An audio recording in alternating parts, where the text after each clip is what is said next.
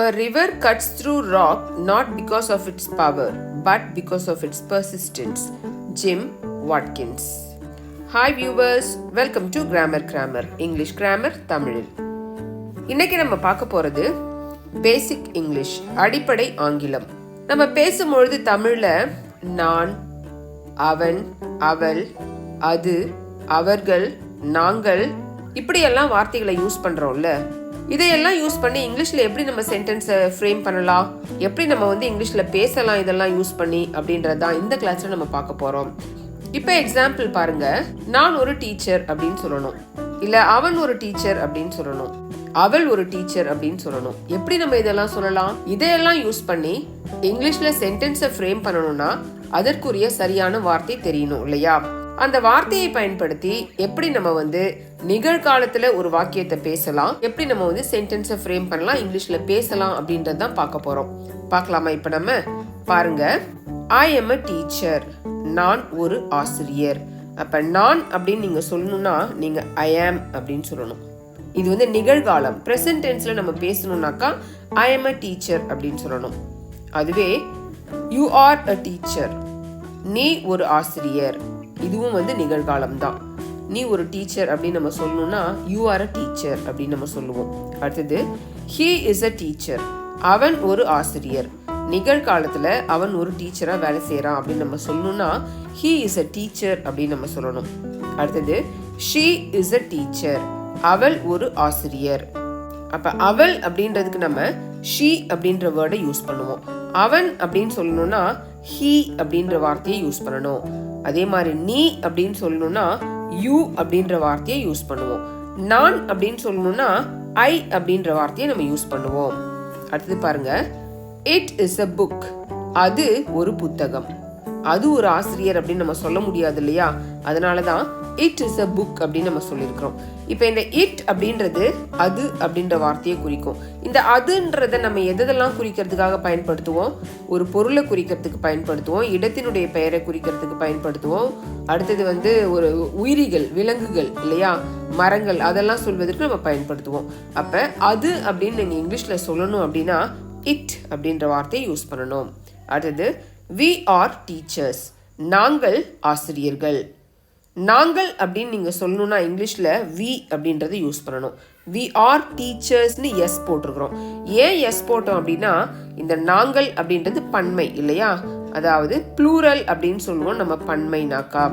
பன்மைனா ஒரு டீச்சர் கிடையாது, ஒன்றுக்கு மேற்பட்ட பல டீச்சர்ஸ் இருக்கிறாங்க. அதனால நம்ம எஸ் சேர்த்துக்கிட்டோம். டீச்சர் அப்படின்னா ஒருமை, டீச்சர்ஸ் அப்படின்னா பன்மை. அடுத்து பாருங்க. you are teachers, நீங்கள் ஆசிரியர்கள். நம்ம முதல்ல பார்க்கும்போது you are teacher அப்படின்னு சொன்னோம், நீ ஒரு ஆசிரியர் அப்படின்னு சொன்னோம், அதுவும் சரிதான். அடுத்தது you are teachers நீங்கள் அப்படின்னு சொல்றதும் சரிதான். ஏன்னா இங்கிலீஷ்ல நீ, நீங்கள் ரெண்டுத்துக்குமே ஒரே யூவை தான் நம்ம பயன்படுத்துவோம். அடுத்தது they are teachers, அவர்கள் ஆசிரியர்கள். அவர்கள் அப்படின்னு நீங்க சொல்லணும்னா they அப்படின்ற வார்த்தையை யூஸ் பண்ணி நீங்க சென்டென்ஸை ஃப்ரேம் பண்ணணும். இவ்வளவு நேரம் நம்ம பாசிட்டிவ் சென்டென்ஸ், அதாவது நேர்மறை வாக்கியம், நான் ஆசிரியர், அவள் ஆசிரியர், அவர்கள் ஆசிரியர்கள், இப்படியெல்லாம் சொல்லணும்னாக்கா எப்படி சென்டென்ஸை ஃப்ரேம் பண்றது அப்படின்னு பார்த்தோம் இல்லையா? இப்ப நம்ம நான் ஆசிரியர் இல்லை அப்படின்னு சொல்லணும்னா எப்படி சொல்லுவோம்?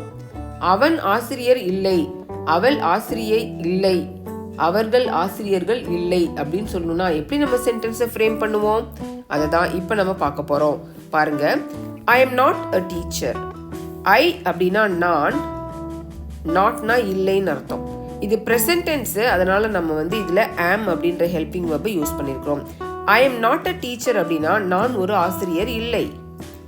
யூ ஆர் நாட் அ டீச்சர்னா நீ ஒரு ஆசிரியர் இல்லை. he is not a teacher அப்படின்னா அவன் ஒரு ஆசிரியர் இல்லை. she is not a teacher அப்படின்னா அவள் ஒரு ஆசிரியர் இல்லை. அப்ப இல்லை அப்படின்னு சொல்லணும்னா அந்த வாக்கியத்துல நீங்க ஒரு நாட்டை சேர்த்துக்கணும். அடுத்தது பாருங்க.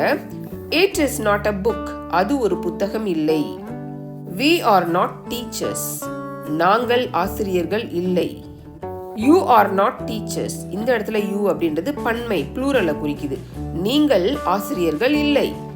they are not teachers, அவர்கள் ஆசிரியர்கள் இல்லை. இந்த ஆசிரியர்கள் டீச்சர் அப்படின்றதுக்கு பதில் அந்த இடத்துல நீங்கள் வேற எதை வேணால் போட்டுக்கலாம். ஸ்டூடெண்ட் அப்படின்ற வார்த்தையை போட்டுக்கலாம், ஒரு மேனேஜர் அப்படின்ற வார்த்தையை போட்டுக்கலாம், எந்த வேலையை வேணால் நீங்கள் வந்து அந்த இடத்துல வேலையினுடைய பெயரையும் நீங்கள் வந்து அந்த இடத்துல போட்டுக்கலாம். இப்போ உங்களுக்கு நிகழ்காலத்தில் நான், நாங்கள், அவன், அவள், அது, அவர்கள், நாம் இந்த மாதிரி வார்த்தைகளை வைத்து ப்ரெசன்ட் டென்ஸில் எப்படி ஒரு நேர்மறையான வாக்கியத்தை உருவாக்கி பேசலாம், அதே மாதிரி ஒரு எதிர்மறையான வாக்கியத்தை எப்படி உருவாக்கி பேசலாம் அப்படின்றத பார்த்தோம். என்ன வியூவர்ஸ், இந்த வீடியோ உங்களுக்கு பிடிச்சிருக்கா? இந்த வீடியோ உங்களுக்கு பிடிச்சிருந்துச்சுன்னா லைக் பண்ணுங்க, உங்க ஃப்ரெண்ட்ஸ்க்கு இதை ஷேர் பண்ணுங்க. இந்த வீடியோ இன்ஃபர்மேட்டிவா இருக்குதுன்னு நீங்க நினைச்சீங்கன்னா நம்ம சேனலை சப்ஸ்கிரைப் பண்ணுங்க, அப்படியே பக்கத்துல இருக்க பெல் ஐக்கானை பிரஸ் பண்ணுங்க.